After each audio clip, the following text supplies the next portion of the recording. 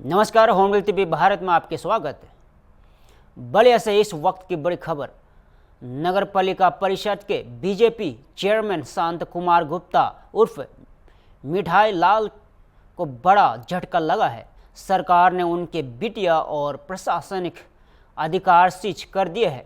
जानकारी के मुताबिक यहां करवाई ददरी मेले के आयोजन में लापरवाही और उच्च अधिकारियों के आदेशों की अवहेलना के आरोप में की गई है। शासन ने अब दादरी के मेले के आयोजन की जिम्मेदारी जिलाधिकारी बलिया को सौंपी है। अध्यक्ष संत कुमार गुप्ता के आवास पर कारण बताओ नोटिस चस्पा कर दिया गया है और नोटिस में कहा गया है कि चेयरमैन ने मेले से जुड़े निर्णयों में अनावश्यक विलंब किया है और अपने पद का दुरुपयोग किया है। वही चेयरमैन संत कुमार गुप्ता ने अपने आवास पर प्रेस कॉन्फ्रेंस कर अधिकारियों पर गंभीर आरोप लगाए हैं। उन्होंने कहा है कि उनके खिलाफ कार्रवाई राजनीतिक दबाव की गई है और वहां झटका इसका जवाब उच्च स्तर पर देंगे। फिलहाल चेयरमैन के अधिकार सीज होने के बाद नगर पालिका की प्रशासनिक कामकाज की जिम्मेदारी जिलाधिकारी के अधीन कर दी गई है। आज आपको मिली है और आपके अधिकारों की क्या स्थिति है? ऐसे हमला हो रही है। देखिए, आज जो आप लोग बुलाया गया है, हमारे अपने आवास पे प्रशासन ने चस्पा किया है और मेरे कहीं न साइन होने की वजह से और इन्होंने नोटिस दिया है कि सहयोग नहीं कर रहे हैं। ददरी मेला में मेरे खाते को फ्रीज करने की ये लोग तैयारी किए हैं। तो अभी तक विवाद क्या चल रहा है? देखिए, विवाद हल हो गया था। माननीय मंत्री जी के और यशस्वी जिलाध्यक्ष की अध्यक्षता में विवाद को हल हो गया था। ये समझ लीजिए कि 23 तारीख को सुबह 11 बजे मीटिंग भी विकास भवन में हो गई थी। 15 बिंदुओं पर चर्चा भी हो गई थी। फिर भी देखिए, प्रशासन के मन में कुछ और है। प्रशासन ये हमारे शासन को बदनाम करना चाहती है। मोदी जी, योगी जी को ये बदनाम करना चाहती है प्रशासन।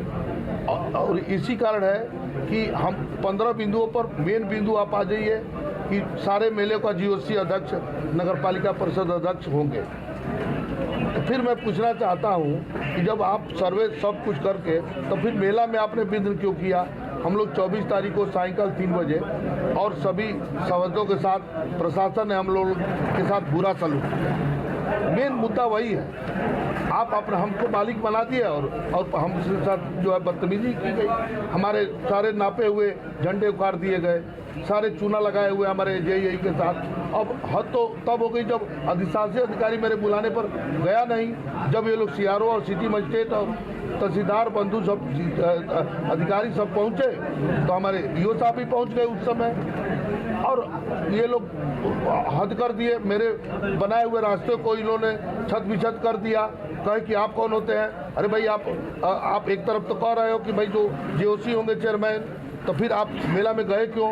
हद तो तब हो गई जब सुबह 25 तारीख को सुबह सारे प्रिंट मीडिया में न्यूज आती है कि सीआरओ साहब जमीन नापते हुए। तो फिर आखिर में ये जीओसी कहाँ है, चेयरमैन क्या है, बताइए। तो जिलाधिकारी की भूमिका को कैसे देखते हैं? भाई देखिए, सारे प्रशासन की भूमिका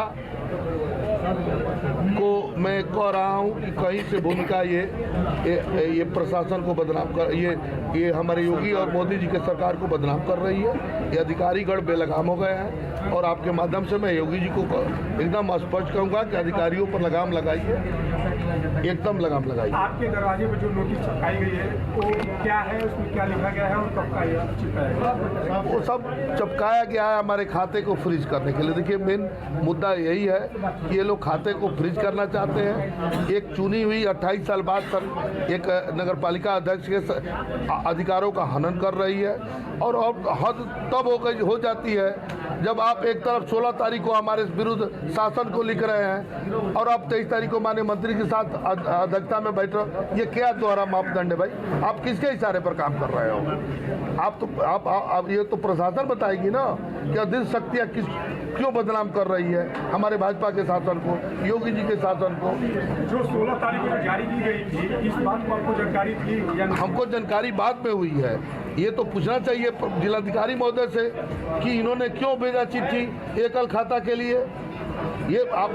इसकी जानकारी हमें परिवहन मंत्री जयशंकर जी को क्यों नहीं दी गई? बैठकें नहीं होती। जब आप अपनी मनता पहले ही से जाहिर कर दिए कि हमको खाते को फ्रीज ही करना है, एकल खाता करना है, तो फिर आप मीटिंग करने की क्या जरूरत थी? हमको मालिक बनाने की क्या जरूरत थी? बलिया से एक बड़े राजनीतिक टिप्पणी सामने आई है। उत्तर प्रदेश के परिवहन मंत्री दयाशंकर सिंह ने अमित शाह की तारीफ में बड़ी बातें कही है। बलिया में दयाशंकर सिंह ने कहा है कि अमित शाह देश के गर्व सरदार वल्लभ भाई पटेल के बाद देश को मजबूत करने वाले दूसरे गृह मंत्री हैं। उन्होंने उद्धव ठाकरे द्वारा अमित शाह के एनाकोंडा वाले बयान पर प्रतिक्रिया देते हुए कहा है कि अमित शाह ने देश में नक्सलवाद को समाप्त किया है और जनता के लिए अमन चैन का वातावरण तैयार किया है। दयाशंकर सिंह ने कहा है कि देश में जिन संकटों से वर्षों से जूझ रहा था उन्हें अमित शाह ने समाप्त किया है। उन्होंने अमित शाह को देश का गर्व बताया और कहा कि उन्होंने अपने पूरे जीवन को देश को मजबूत करने के लिए समर्पित कर दिया है। और बलिया में परिवहन मंत्री के इस बयान को राजनीतिक गलियारों में भी चर्चा का विषय माना जा रहा है।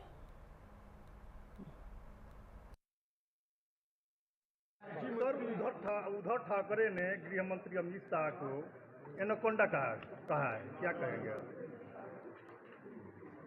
अब क्या कहे हैं मैं तो नहीं कुछ कह सकता हूं, लेकिन देश के यशस्वी गृह मंत्री अमित शाह जी आज नक्सलवाद को समाप्त करने का आज जो सबसे बड़ा श्रेय किसी को जाता है तो देश के यशस्वी गृह मंत्री अमित शाह जी को जाता है। आज धारा 370 से लेकर के लद्दाख को जो देश को मजबूती प्रदान करने के लिए सरदार वल्लभ भाई पटेल के बाद कोई देश का गृह मंत्री बना है तो उसका नाम है अमित शाह, जो आज पूरे देश में एक अमन चैन का वातावरण आज जो है जो जिससे देश वर्षों से जूझ रहा था, ऐसे संकटों को भी खत्म करने का काम आज अमित शाह जी ने किया है। हम सबको गौरव है वो, और आज देश को मजबूत करने के लिए वो अपने पूरे जीवन को समर्पित किए हुए हैं। बलिया में बीजेपी के उत्तर प्रदेश अध्यक्ष भूपेंद्र चौधरी का एक बयान चर्चा में है। उन्होंने खुले मंच से कहा है कि हमारा देश गरीब है जबकि पश्चिमी देश के संपन्न है। बलिया में आयोजित एक कार्यक्रम के दौरान प्रदेश अध्यक्ष भूपेंद्र चौधरी ने कहा है कि चीन और पश्चिमी देश खेती आधारित अर्थव्यवस्था नहीं होने के बावजूद संपन्न है, जबकि भारत जैसे उपजाऊ भूमि, नदियाँ और जलवायु से समृद्ध देश को उन्होंने गरीब बताया। भूपेंद्र चौधरी ने कहा है कि हमारे यहाँ 12 महीने नदियाँ बहती है, चारों ऋतुएं हैं और युवा शक्ति है, लेकिन सच्चाई यह है कि हमारा देश गरीब है। वही जिन देशों में 6 महीने बर्फ पड़ती है, जहाँ कुछ पैदा नहीं होता, वे संपन्न है और दुनिया पर राज कर रहे हैं। उन्होंने आगे कहा कि कांग्रेस, सपा, बसपा और वामपंथी पार्टियां विदेशी विचारधारा वाली, जबकि बीजेपी देशी विचारधारा वाली पार्टी है। और प्रदेश अध्यक्ष के इस बयान पर अब सियासी हलचल तेज है। विपक्ष इसे देश की छवि पर सवाल बताकर हमला कर रहा है।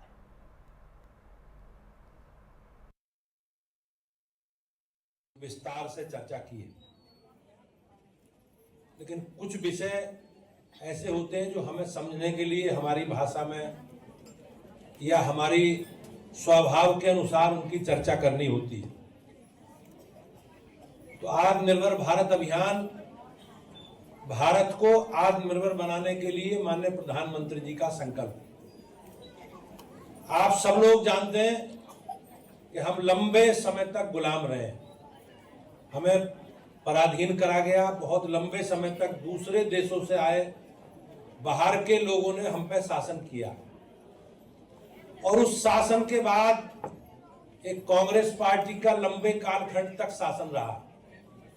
लेकिन भाइयों बहनों, सबके मूल में विदेशी विचार थे। जितनी भी पार्टी हैं, जितनी भी देश को चलाने वाली विचारधाराएं, वो विचारधाराएं पूर्णतः विदेशी। चाहे कांग्रेस पार्टी हो, चाहे समाजवादी पार्टी हो, चाहे वामपंथी हो, चाहे बहुजन समाजवादी हो, ये जितनी भी पार्टी अपने शासन व्यवस्था में प्रचलित है, उसके विचार में सब में मूल में विदेशी है।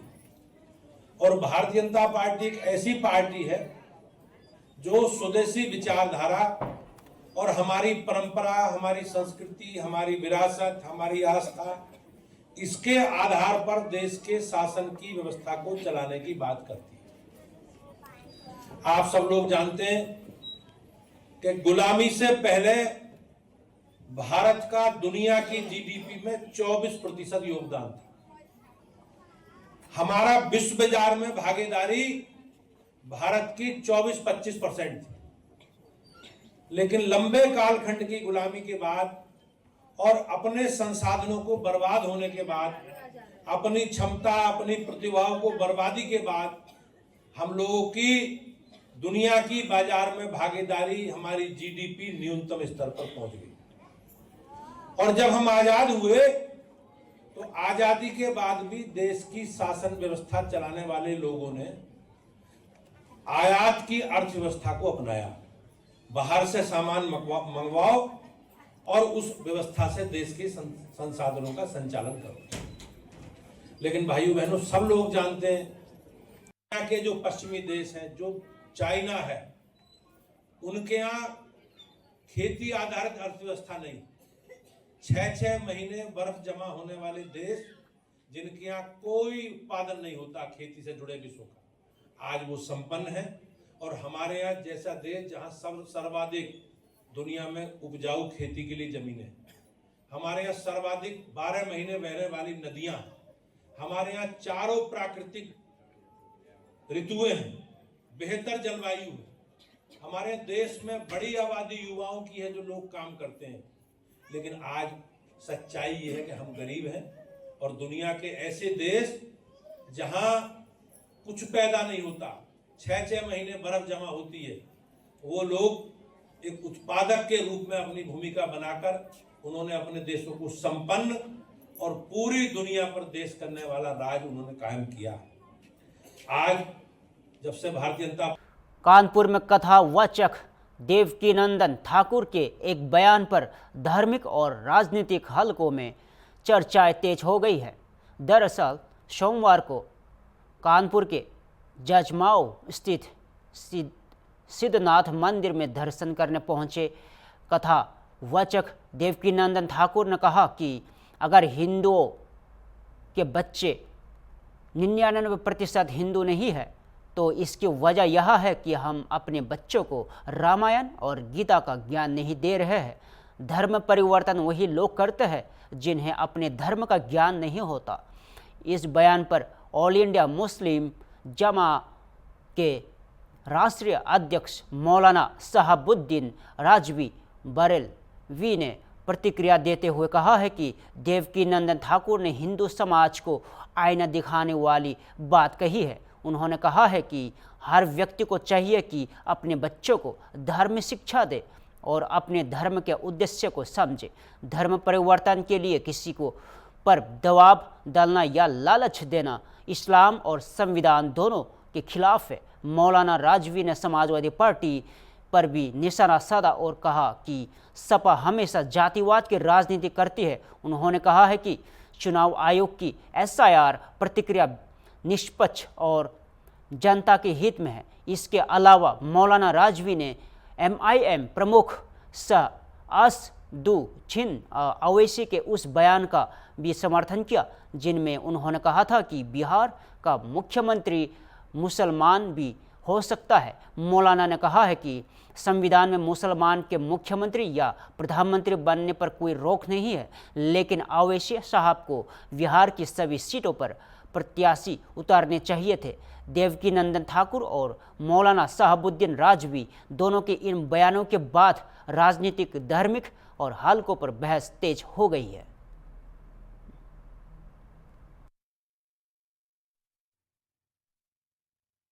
कथावाचक देवकी नंदन ठाकुर ने जो बात कही है वो हिंदू समाज को आईना दिखाने वाली बात है और उन्होंने हकीकत का इजहार कर दिया कि 99% हिंदू बच्चे अपने मज़हब से नावाकिफ़ होते हैं, अज्ञानी होते हैं। उन्होंने अपने मज़हब के लोगों की जो अंदरूनी पीड़ा है वो उन्होंने बयान की है और मैं उस सिलसिले में कुछ नहीं कहना चाहता हूँ। किसी के दूसरे धर्म पर टीका टिप्पणी नहीं करना चाहिए, इस नज़रिए का मैं कायल हूँ, मानने वाला हूँ, इसलिए मैं कुछ नहीं कहूँगा। सिर्फ इतनी सी बात कहूँगा कि धर्मांतरण भारत में मुसलमान नहीं कर रहा है और ये जो इल्ज़ाम लगाया जाता है कि मुसलमान धर्मांतरण कर रहे हैं, ये सरासर गलत है। धर्मांतरण तो दूसरे मज़हब के लोग कराते हैं और देखिए, आदिवासियों में देखिए, कबाइलों में देखिए, शेड्यूल्ड ट्राइब्स में देख लीजिए, ओबीसी में देख लीजिए, मिशनरीज़ के लोग कितनी तेज़ी से धर्मांतरण कराते हैं और कहाँ कहाँ कराते हैं, सबको मालूम है, पूरी जगत मीडिया को पता है। मुसलमानों में कोई ऐसी संस्था नहीं है, ना ऐसा कोई संगठन है जो धर्मांतरण कराता हो। और रह गई बात छंगूर बाबा की, तो छंगूर बाबा अनपढ़ और जाहिल इंसान है और जो भी इस तरह का काम करेगा तो वो मज़हब के उसूलों के ख़िलाफ़ काम कर रहा है, संविधान के उसूलों के ख़िलाफ़ काम कर रहा है। कानूनी चाराजोई ऐसे लोगों के खिलाफ होना चाहिए। बिहार के चुनाव चल रहे हैं और इस वक्त गहमा गहमी है। ICR के सिलसिले में समाजवादी पार्टी ने जो जातिवाद का एक ठप्पा लगाया है और BLO जाति पूछ करके बातें कही गई हैं, ये सब निराधार हैं। बुर्के की बात भी सरासर निराधार है। समाजवादी पार्टी तो ऐसा एंगल हर जगह तलाश करती है जहां पर पोलराइजेशन हो, हिंदू मुस्लिम मज़हब के नाम पर बंटवारा हो। समाजवादी पार्टी का एक पुराना तरीक़ा रहा है।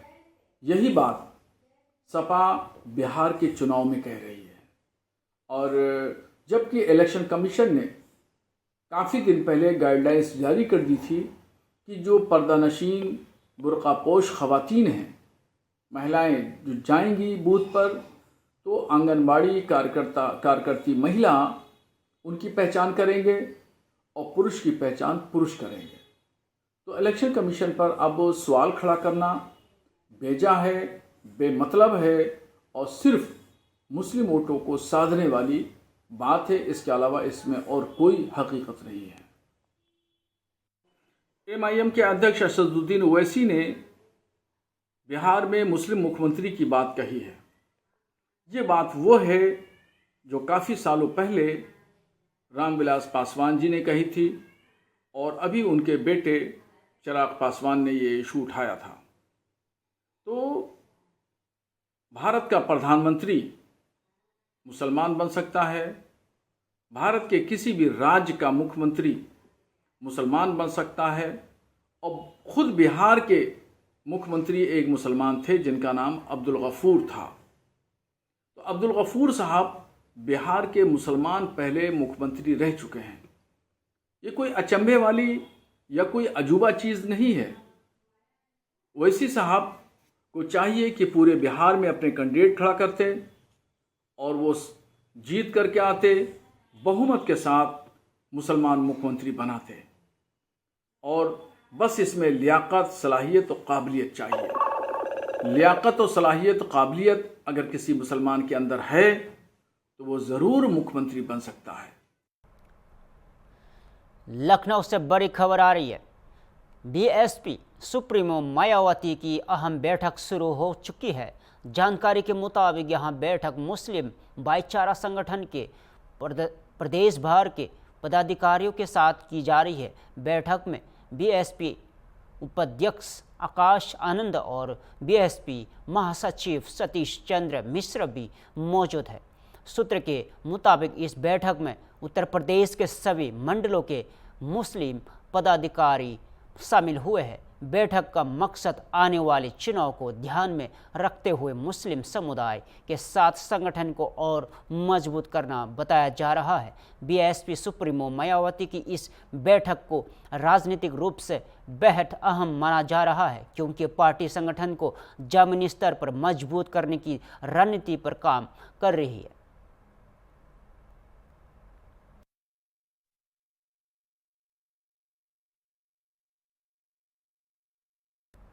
फिलहाल के लिए इतना ही।